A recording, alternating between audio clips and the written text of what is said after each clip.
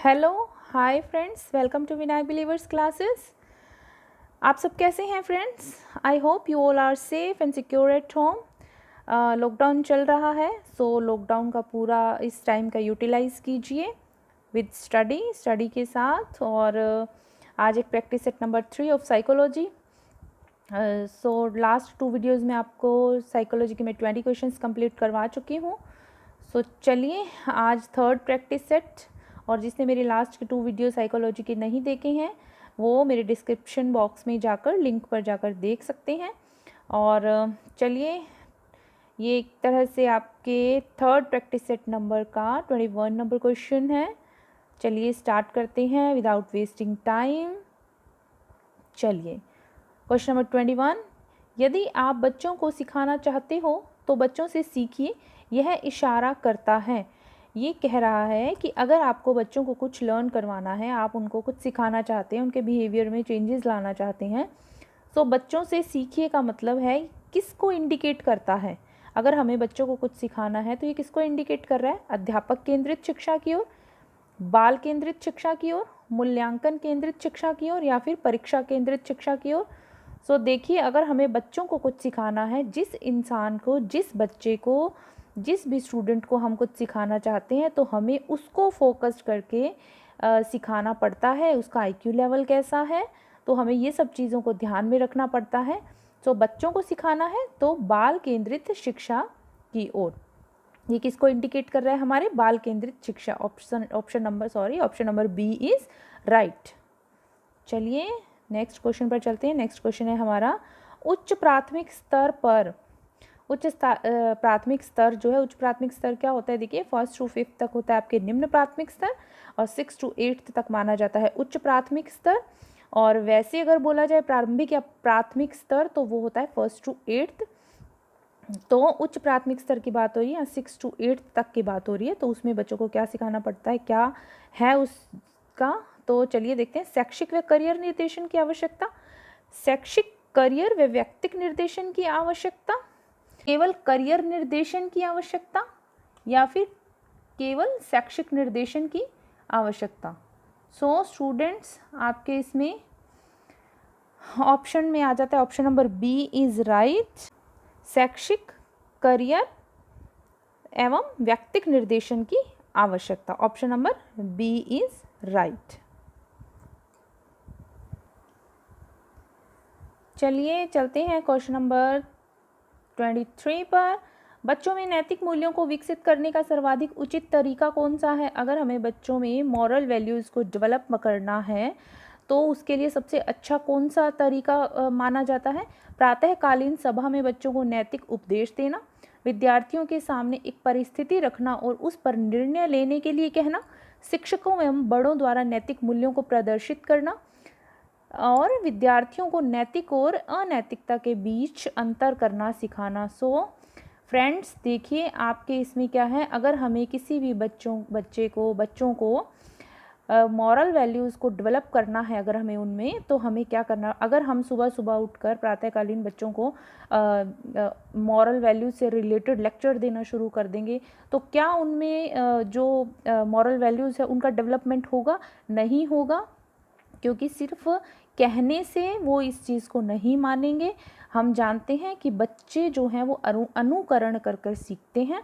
सो विद्यार्थियों के सामने एक परिस्थिति रख देंगे, अगर हम उनके सामने कोई ऐसी परिस्थिति लाकर रख देंगे कि उस पर निर्णय लीजिए आप, तो क्या उनमें मॉरल वैल्यूज़ जो हैं वो डेवलप हो पाएंगी? नहीं होंगी, क्योंकि वो हमने एक नियंत्रित जो परिस्थिति होती है हमने उनके सामने वो रख दी है। सो वो उस परिस्थिति को ध्यान में रखकर ही निर्णय लेंगे। सो इससे नैतिक मूल्य डेवलप नहीं होंगे। शिक्षकों व बड़ों द्वारा नैतिक मूल्यों को प्रदर्शित करना, तो देखिए बच्चों को अगर हम लेक्चर दे दें कि ऐसा होता है, ऐसा करना चाहिए, सच बोलना चाहिए, ईमानदार रहना चाहिए, तो क्या वो मानेंगे? नहीं मानेंगे। लेकिन अगर वही चीज़ें वो अपने टीचर्स में या अपने से बड़ों में देखते हैं, उनको वैसा करते हुए देखते हैं, अगर उनको ऐसा महसूस होता है कि जो चीज़ वो हमें बोल रहे हैं या वही चीज़ वो उनके अंदर है, अगर हम प्रेजेंट करते हैं अपने मॉरल वैल्यूज़ को बच्चों के सामने, तो बच्चे उस चीज़ को अडॉप्ट करते हैं, अदरवाइज़ वो नहीं करते, क्योंकि बच्चे अनुकरण से ज़्यादा सीखते हैं। तो हम अगर बच्चों को सिखाना चाहते हैं, मॉरल वैल्यूज़ डेवलप करना चाहते हैं उनमें, तो उससे पहले क्या करना होगा, हमें खुद बच्चों के सामने अपने मॉरल वैल्यूज़ को प्रदर्शित करना होगा। सो राइट आंसर है इसका, answer is C, option C. ठीक है, और डी ऑप्शन है विद्यार्थियों को नैतिकता और अनैतिकता के बीच में अंतर सिखाना। तो स्टूडेंट मैं आपको ये सिर्फ समझा देती हूँ, अगर हम स्टूडेंट्स को विद्यार्थियों को नैतिकता और अनैतिकता के बीच में सिर्फ डिफरेंस बता देंगे कि नैतिकता ये होती है, अनैतिकता ये होती है, तो इट डजेंट मीन कि वो उस चीज़ को अडॉप्ट करेंगे, कि नैतिक मूल्यों को ही वो अडॉप्ट करेंगे या अनैतिक मूल्यों को अडॉप्ट करें। तो डिफरेंसेस बताने से उनमें मॉरल वैल्यूज़ का डेवलपमेंट नहीं होगा। ठीक है, तो राइट आंसर आपका आ जाता है इसके अंदर, ऑप्शन नंबर सी। चलिए नेक्स्ट क्वेश्चन पर चलते हैं। आपका नेक्स्ट क्वेश्चन है 24 नंबर क्वेश्चन। कक्षा में 5 शारीरिक विकलांग बच्चे हैं। खेल के कालांश में उन्हें क्लास में अगर हैंडीकैप्ड बच्चे हैं, तो अगर फिजिकली डिसेबल्ड बच्चे हैं, तो अगर गेम्स पीरियड आता है तो उसमें क्या करना चाहिए, एक कोने में बैठाना चाहिए ताकि वे खेल का आनंद लें। अन्य बच्चों के साथ उचित खेलों में हिस्सा लेने के लिए प्रोत्साहित करना चाहिए। केवल आंतरिक खेलों में हिस्सा लेने की अनुमति देनी चाहिए, या कक्षा के सभी विद्यार्थियों के साथ खेलने के लिए जोर डालना चाहिए। तो देखिए, अगर हम उनको कोने में बिठा देंगे बच्चों को कि अब तुम बैठो और देखो और आप एंटरटेन करो, तो it's not possible and it's not right for physical disabled child, because वो कुछ सीखेंगे नहीं, वो इतना इंटरेस्ट भी नहीं लेंगे, क्योंकि खेल गेम्स ऐसी चीज़ है जो देखने से ज़्यादा खेलने में अच्छा लगता है, बच्चों को खुद उसमें पार्टिसिपेट करना चाहते हैं। सो ये उन बच्चों के लिए सही भी नहीं है, उनके मानसिक स्वास्थ्य के लिए भी सही नहीं है। अन्य बच्चों के साथ उचित खेलों में हिस्सा लेने के लिए कहेंगे और उनको प्रोत्साहित करेंगे, तो ये बात बिल्कुल सही है कि हम उनको मोटिवेट करें कि आप लोग भी इसमें पार्टिसिपेट कीजिए और जितना हो सकता है आप कीजिए। तो थर्ड ऑप्शन आता है केवल आंतरिक खेलों में हिस्सा लेने की अनुमति देंगे। तो ऐसा नहीं है, जो इंटरनल गेम्स हैं हम उन्हीं में उनको बोलें कि आप पार्ट लीजिए, है ना, और कक्षा के सभी विद्यार्थियों के साथ खेलने के लिए ज़ोर डालना चाहिए। तो हमें ऐसा भी नहीं है कि क्लास के सभी स्टूडेंट्स के साथ उनको प्रेशर डालना चाहिए कि आप खेलिए, है ना, तो ये भी बात उनके लिए ठीक नहीं है। तो उनको क्या करना चाहिए, उनको प्रोत्साहित करना चाहिए कि वो प्रॉपर जो गेम्स हैं उसके अंदर पार्टिसिपेट करें। So option number B is right. ठीक है, चलिए नेक्स्ट क्वेश्चन। जीन पियाजे के अनुसार अनुकूलन द्वारा होता है। आपने जीन पियाजे की थ्योरी अगर पढ़ी है तो कॉग्निटिव थ्योरी जो थी वो आपके जीन पियाजे ने दी थी, जिसके अंदर उसने 4 अपने जो हैं वो बताए थे, कंपोनेंट्स कह सकते हैं हम उनको, और जिसमें ऑप्शन में देखते हैं जीन पियाजे के अनुसार अनुकूलन द्वारा क्या हो सकता है। अनुकूलन एक समायोजन है, एडजस्टमेंट है। सो आत्मसातकरण, क्या सिर्फ आत्मसातकरण से एडजस्ट कर सकते हो, अनुकूलन हो सकता है। व्यवस्थापन, क्या सिर्फ व्यवस्थापन से हो सकता है। अनुभव, एक्सपीरियंस से हो सकता है, या आत्मसातकरण तथा व्यवस्थापन। सो फ्रेंड्स, हम जानते हैं कि जीन पियाजे की जो थ्योरी थी वो संज्ञानात्मक थी, और उनका मानना था कि सोच विचार, जितना ज़्यादा जिस चीज़ पर बच्चे विचार करते हैं, सोचते हैं, चिंतन मनन करते हैं, उतना ही ज़्यादा उनका मानसिक जो विकास अच्छे से होता है। वो अपनी प्रॉब्लम्स खुद सॉल्व करना सीखते हैं, डिसीजन मेकिंग अच्छा होता है उनका। सो अनुकूलन की बात हो रही है, तो आप अगर वो आत्मसातकरण तथा व्यवस्थापन है, तो जीन पियाजे का मानना है कि अनुकूलन जो होता है वो बच्चों में वो आत्मसातकरण तथा व्यवस्थापन के द्वारा होता है। एक किसी भी चीज़ को आत्मसात करना, उस चीज़ पर, मैटर पर अच्छे से चिंतन मनन करना, एंड व्यवस्थापन मीन्स अच्छा मैनेजमेंट करना, अच्छी क्या बोल सकते हैं, अगर आप मैनेजमेंट अच्छा कर सकते हैं तो आप अनुकूलन भी अच्छा कर सकते हैं, एडजस्ट अच्छे से कर सकते हैं। सो संज्ञानात्मक जो विकास है वो जीन पियाजे की थ्योरी है, जिसमें उन्होंने ये बताया था। सो ऑप्शन नंबर डी, आत्मसातकरण तथा व्यवस्थापन is right answer. Option number D is right. चलिए नेक्स्ट क्वेश्चन पर चलते हैं। नेक्स्ट क्वेश्चन है हमारा सृजनवाद में। चलिए, बच्चे सीखने की प्रक्रिया रूप में प्रतिभाग करते हैं? शिक्षा शिक्षक केंद्रित होती है, शिक्षा बाल केंद्रित होती है, शिक्षा व्यवहारवादी होती है? सो स्टूडेंट्स, इसमें देखिए सृजनवाद की बात हो रही है। सृजनवाद में आप या क्रिएटिविटी की बात चल रही है, तो बच्चा क्रिएटिव कब होता है? बच्चे सीखने की प्रक्रिया रूप में प्रतिभाग करते हैं। कोई भी व्यक्ति क्रिएटिव कब होगा? जब वो उस चीज़ को खुद करने के लिए, उस प्रोसेस को खुद करने के लिए पार्टिसिपेट करेगा। तो right answer option number A is right. But इसमें देखिए शिक्षा शिक्षक केंद्रित होती है, नहीं, ऐसा नहीं है। शिक्षा बाल केंद्रित होती है, ये ऐसा है। लेकिन सृजनवाद की अगर बात आती है तो जब बच्चे उसमें पार्टिसिपेट करते हैं तभी वो क्रिएटिव होते हैं। शिक्षा व्यवहारवादी है, शिक्षा व्यवहारवादी है। राइट, चलिए option number A is right. सृजनवाद की बात हो रही है, तो बच्चे सीखने की कोई भी प्रक्रिया में अगर प्रतिभाग करते हैं वो सृजनवादी होते हैं। चलिए क्वेश्चन नंबर 27, बच्चों में अच्छे चरित्र के निर्माण के लिए अगर बच्चों का जो है गुड कैरेक्टर बिल्ड करना है बच्चों में, सो उसके लिए क्या करना चाहिए? पाठ्य पुस्तकों में चरित्र निर्माण संबंधी पाठ होने चाहिए। बी, चरित्र निर्माण के लिए व्याख्यान दिए जाने चाहिए। कक्षा कक्ष गतिविधि इस प्रकार से हो कि बच्चों को चरित्र निर्माण में सहायता मिल सके। और ऑप्शन नंबर डी है, महापुरुषों की जीवनी बच्चों को पढ़ाई जानी चाहिए। तो देखिए फ्रेंड्स, पाठ्य पुस्तकों में अगर चरित्र निर्माण से रिलेटेड लेसन्स होते हैं, चैप्टर्स होते हैं, तो ज़रूरी नहीं है कि बच्चे उनको पढ़ेंगे और उनका जो कैरेक्टर है वो गुड कैरेक्टर बिल्ड हो पाएगा। क्योंकि सिर्फ कोई भी चीज़ जो पढ़ने मात्र से नहीं हो जाती है। चरित्र निर्माण के लिए व्याख्यान दिए जाने चाहिए। आप बच्चों को गुड कैरेक्टर से रिलेटेड लेक्चर्स दीजिए, लेकिन लेक्चर देने से उनका आप सिर्फ और सिर्फ लेक्चर देने से हम उनमें अच्छे चरित्र का विकास या निर्माण नहीं कर सकते। कक्षा कक्ष की गतिविधि इस प्रकार से हो कि बच्चों को चरित्र निर्माण में सहायता मिल सके। देखिए क्लास एक ऐसी चीज़ है, वहाँ पर की गई गतिविधि जो है बच्चे के मानसिक विकास पर बहुत इफ़ेक्ट डालती है, संवेगात्मक विकास पर बहुत इफ़ेक्ट डालती है। सो क्लास का जो एनवायरनमेंट है बच्चों को ऐसा मिलना चाहिए, ऐसा क्रिएट करना चाहिए वहाँ का एनवायरनमेंट कि बच्चों को गुड कैरेक्टर बिल्ड करने में हेल्प मिल सके। So option number C is right. Option number D है, महापुरुषों की जीवनी बच्चों को पढ़ाई जानी चाहिए। तो आप महापुरुषों की अगर जीवनी हम पढ़ा भी देंगे कुछ भी, लेकिन बच्चों में वो चीज़ नहीं आ पाएगी, क्योंकि जब तक बच्चे खुद इस तरह का एनवायरनमेंट बच्चों को नहीं मिलता कि उसका उस पर इफ़ेक्ट हो, तब तक बच्चे उस चीज़ को अपने अंदर नहीं लाते। So option number C is right. चलिए नेक्स्ट क्वेश्चन है, निम्नलिखित में से कौन सी परिस्थिति में बच्चे का संवेगात्मक एवं सामाजिक विकास अच्छे से होगा? देखिए इसमें परिस्थिति ऐसी कौन सी है जिसमें बच्चे का इमोशनल डेवलपमेंट और सोशल डेवलपमेंट अच्छे से होगा?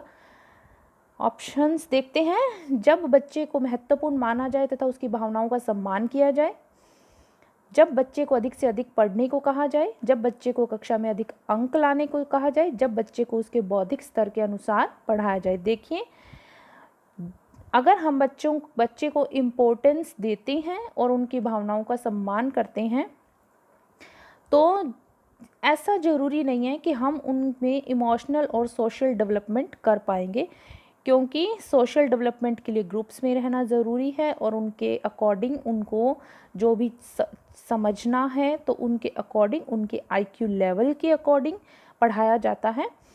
तो ऑप्शन नंबर ए तो नहीं है। जब बच्चे को अधिक पढ़ने को कहा जाए, क्या हम बच्चे को ज़्यादा से ज़्यादा पढ़ने के लिए कहेंगे तो क्या उसका सोशल और इमोशनल डेवलपमेंट होगा? नहीं होगा।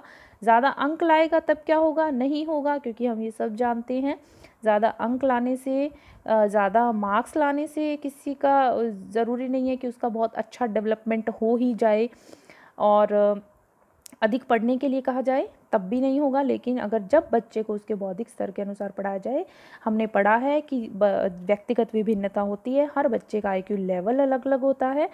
सो जब बच्चे को उनके IQ लेवल के अकॉर्डिंग स्टडी करवाई जाएगी, उनके अकॉर्डिंग लर्निंग करवाई जाएगी, तब बच्चे का जो किसी भी तरह का विकास हो, संवेगात्मक हो, सामाजिक हो, मानसिक हो, तो वो बहुत अच्छे से होता है। ठीक है, चलिए नेक्स्ट क्वेश्चन पर चलते हैं। नेक्स्ट क्वेश्चन है, निम्न में से कौन सी परिस्थिति सृजनात्मकता को बढ़ाने में सहायक है। देखिए ऐसी कौन सी जो परिस्थिति है, ऐसा कौन सा एनवायरनमेंट, ऐसी कौन सी सिचुएशन बच्चों के सामने लाई जाए कि जो सृजनात्मकता को बढ़ाने में सहायक होती है, उनकी क्रिएटिविटी को ग्रो करने में सहायक होती है।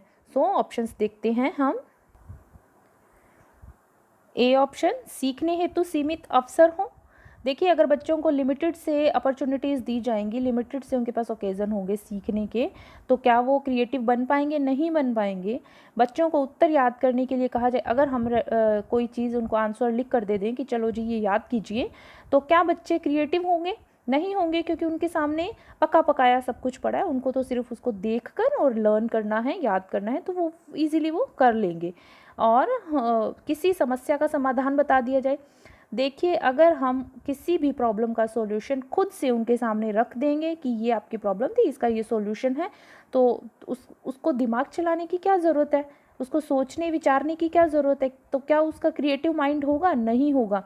क्रिएटिव माइंड कब होगा? जब बच्चे को खुद से कुछ करने के लिए कहा जाए और ज़्यादा से ज़्यादा उनके सामने इस तरह की अपॉर्चुनिटीज़ दी जाएं उनको कि वो सोचें, विचारें, चिंतन करें, मनन करें, अपनी प्रॉब्लम्स के सॉल्यूशंस खुद निकालें, तब वो बच्चे क्रिएटिव हो पाएंगे।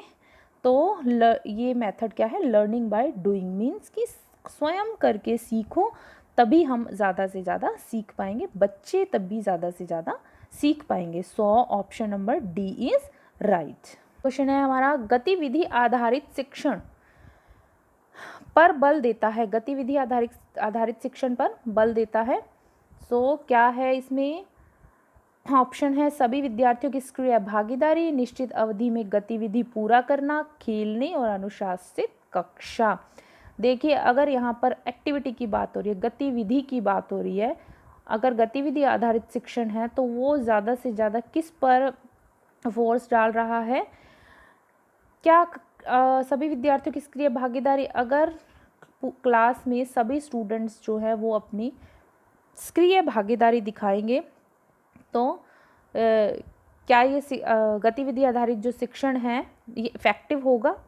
निश्चित अवधि में गतिविधि को पूरा करने के लिए दिया जाए, अगर एक निश्चित टाइम दे दिया जाए कि इस टाइम में आपको इस एक्टिविटी को पूरा करना है, तो क्या तब उस पर बल देती है ये विधि? खेलने पर बल देती है या फिर अनुशासित कक्षा, खेलने के लिए दिया जाए उनको, या फिर अनुशासित कक्षा, क्लास को डिसिप्लिन में रखा जाए बिल्कुल? तो क्या ये जो गतिविधि आधारित शिक्षण है, क्या इन चीज़ों पर बल देती है? इनमें से कौन सी चीज़ है? गतिविधि आधारित शिक्षण जो है वो आपके बल देता है कि सभी स्टूडेंट, मीन्स ऐसा नहीं कि एक तो अपनी सक्रिय भागीदारिता दिखा रहे हैं, ऐसा नहीं, सभी विद्यार्थियों की सक्रिय भागीदारी, मीन्स कि क्लास में सभी, अगर 40 स्टूडेंट है, 30 स्टूडेंट्स है सॉरी, तो सभी की जो है पार्टिसिपेशन, सक्रिय भागीदारी होनी चाहिए। ठीक है, तो option number A is right. चलिए नेक्स्ट 10th नंबर क्वेश्चन पर चलते हैं। मध्याह्न भोजन के दौरान उच्च जाति के विद्यार्थी निम्न जाति के विद्यार्थियों के साथ एक पंक्ति में भोजन करने से इनकार करते हैं, आप क्या करेंगे? समझ में आ रहा है क्वेश्चन? अगर उच्च जाति के जो स्टूडेंट्स हैं निम्न जाति के विद्यार्थियों के साथ एक ही लाइन में बैठकर भोजन नहीं करना चाहते, ठीक है, जो मिड डे मील मिलता है उसकी बात हो रही है यहाँ पर, तो उस वक्त आप क्या करेंगे? अगर आप एक टीचर हैं तो उस वक्त आपकी क्या ड्यूटी बनती है? अगर बच्चे इनकार कर रहे हैं कि हम नीची जाति के बच्चों के साथ बैठेंगे नहीं, एक लाइन में खाना नहीं खाएंगे उनके साथ, तो आप क्या करेंगे? एज अ टीचर आप पृथक बैठक व्यवस्था करने के लिए सहमत हो जाएंगे? क्या आप हो जाएंगे सहमत? ऐसा करने से क्या आप बच्चों के मन में जो भेदभाव की भावना है या ऊंच नीच की जो भावना है, क्या आप उसको दूर कर पाएंगे? नहीं कर पाएंगे। सो ये बिल्कुल गलत है। आप उच्च अधिकारियों से निर्देशन प्राप्त करेंगे। क्या आपकी डिसीज़न मेकिंग इतनी पुअर है कि आपको इतनी छोटी सी चीज़ के लिए उच्चाधिकारियों से निर्देशन लेना पड़े? नहीं, एज अ टीचर यहाँ बात हो रही है, तो आप विद्यार्थियों को एक साथ बैठकर भोजन करने के लिए सहमत कर लेंगे या फिर आप विद्यालय में मध्याह्न भोजन पकाना बंद कर देंगे? देखिए ऐसा तो नहीं हो सकता कि आप विद्यालय में मिड डे मील देना बंद कर दें, ठीक है, इतनी छोटी सी बात के लिए। दूसरी बात, आप उच्च अधिकारियों से निर्देशन प्राप्त करेंगे? नहीं, क्योंकि आपकी जो बौद्धिक क्षमता है इतना आप कैपेबल हैं कि आप इतनी छोटी सी बात के लिए एक अच्छा डिसीजन ले सकते हैं जो आप बच्चों के व्यवहार में बदलाव ला सकता है। So option number C is right. आप विद्यार्थियों को एक साथ बैठकर भोजन करने के लिए सहमत कर लेंगे। मीन्स आप बच्चों को समझाएंगे और किसी भी तरीके से समझाएंगे, चाहे डिफरेंसेस को साइड में रखकर समझाएं या आप अपने अपने लेवल पर बच्चों को टैकल करेंगे, क्योंकि आप एक टीचर हैं, आपकी ये ड्यूटी बनती है कि बच्चों का जो माइंड है वो अच्छे से अच्छा डेवलप हो, सर्वांगीण विकास करना है बच्चे का। तो उनकी जो सोच है, उनके जो विचार हैं वो अच्छे होने चाहिए। सो आपको उनको सहमत करना है कि वो साथ बैठकर खाएं। So option number C is right. So student, आज की वीडियो का ये लास्ट क्वेश्चन था। 3 हमारे प्रैक्टिस सेट कंप्लीट हो चुके हैं आज इस वीडियो को मिलाकर, तो 30 क्वेश्चंस हमारे साइकोलॉजी के कंप्लीट हो गए हैं। अगर मेरी वीडियो आपको पसंद आया है तो प्लीज़ लाइक शेयर सब्सक्राइब करना नहीं भूलिएगा और बने रहिए मेरे साथ। मेरी वीडियो देखने के लिए thank you so much. God bless you all the best. Thank you.